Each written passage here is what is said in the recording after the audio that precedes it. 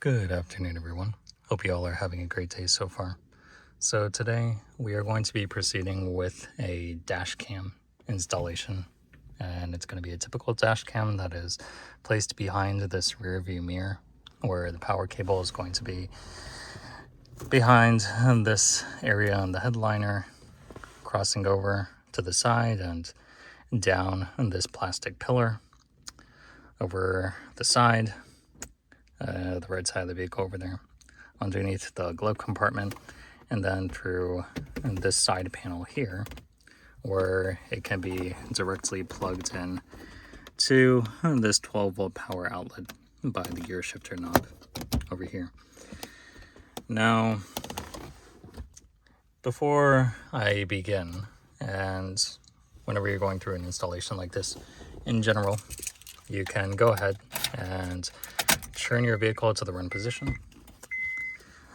Go ahead and plug something into that power outlet just to make sure that you do indeed have power.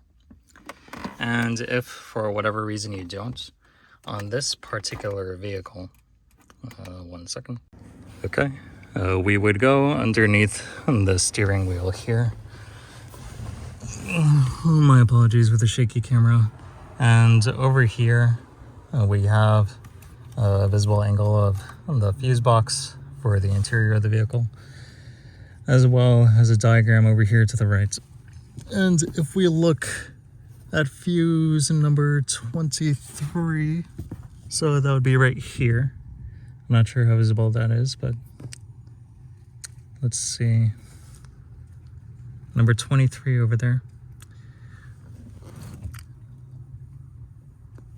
That would be our front accessory socket. And this is a 15 amp fuse. So that'll be 23 right there. If you could see me pointing to it. If the front socket in this vehicle doesn't work, then just go ahead and take a look at that fuse and make sure it's not broken or burnt or what have you. Okay. Keeping that in mind, let's go ahead and proceed with the installation of the front camera. All right, so here we are back in the vehicle. I have this generic 2K dash cam made by the famous WDR brand, whoever the hell they are. And I'm going to go ahead and open it up. And typically, what you would receive in a package like this is the camera itself, as well as the power cable. It's going to look something like this, along with some mounting hardware, some of which we will use, most of which we would not. But depending on your application, it could be different. It really just depends. But yeah. Let's go ahead and begin working on this. So, Chinese devices like this always use their own proprietary app.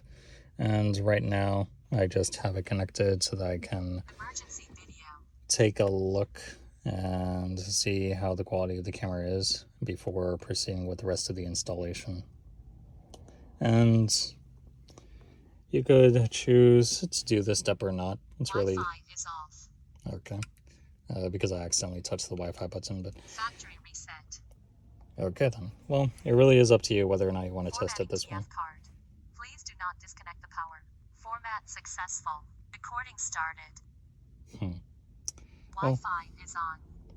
Anyway, just to be careful about touching that button, and yeah, then let's go ahead and move on with this installation now that we see that it's working. So for the next part of this, there are many different ways you can route the cable. And I suppose it's going to depend on your car how you choose to route it.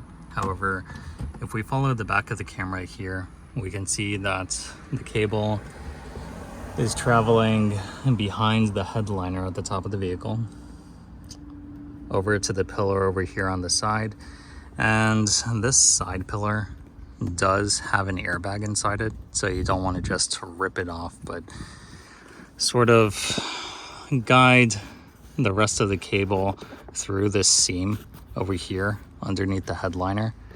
And then beneath this weather stripping, you would want to push that cable underneath this pillar, because if it's just existing in this channel over here and it's not underneath this pillar, then with the door constantly opening and closing, that could fray the cable over time, and that's generally something we want to avoid. So following the rest of this pathway down here, I routed the cable towards this little pinch point here, and I tried to navigate it around that so that I was able to push it through this hole. And then if we go beneath the car, if I have enough light down there, I was able to route the cable over here and above. And you can use wire ties or a tape or whatever you would like, something that would secure this cable over here, so that it doesn't come off every time you have a passenger and maybe their feet get tangled in this. You would generally want to avoid that as well. And routing it this way, so it goes behind this plastic piece and through. There is a general wide opening here. If we were to open this, then you could see a little bit further inside here that there's just empty space there, and you could just go straight through. And these all just clip in. And if we take a walk around the car and go through the driver's side, we are able to see that from this space, it would come around to here, and then the cable would be able to be routed over here, and then plugged into its final destination. So this is just one way to do it. It's not necessarily the best way, and maybe not even the cleanest way. I think the cleanest way would probably be hard wiring it, but yeah, I just decided to do it this way because it would be simpler, at least for now. If I decide to hardwire it, then that would be something to look into the future, but at least for now, the camera is mounted, and that's pretty much it. It would be a similar process if you were to mount any other type of camera that has this type of wiring solution. So in summary, you do want to make sure that the fuse is still not broken or anything, so that this plug is operational. And generally, when you're doing this on your own vehicle, you do want to make it a clean job. And if you are closing these pieces, you also want to make sure that the cable is not being pinched. So that's something else to keep in mind as well. So there you have it. That was the installation of that front and dash cam. Let me know if you have any questions. Leave any comments in the chat if you would like to. And thank you all for watching, and I hope you all have a great day. Take care.